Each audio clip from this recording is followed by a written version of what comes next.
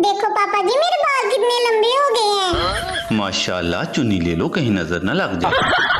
नकली बाल लगा के चोहिया मार रही है। हमारी दुआ से बाल लंबे होते हैं। अच्छा, मुझे नहीं बताया किसी ने। झूठ तो जंगल में आग की तरह फैलता जा रहा है। जैनब के पापा, जी बेगम। मैंने सुना दुआ के बाल लंबे हो गए हैं। नकली है मामा जी। पतली नहीं आप असली है। शुक्र है बेगम, दुआ के बाल लंबे हो गए हैं। तेरे पापा जी वो तो ठीक है, पर दुआ कर क्या रही है? कुरान के नफल पढ़ रहे हैं मामा जी। अस्सलाम वालेकुम व रहमतुल्लाह। अस्सलाम वालेकुम व रहमतुल्लाह। या अल्लाह, तेरा शुक्र है। ये लो पापा जी, अब अंदर रख दो, हमारी वीडियो बन गई है।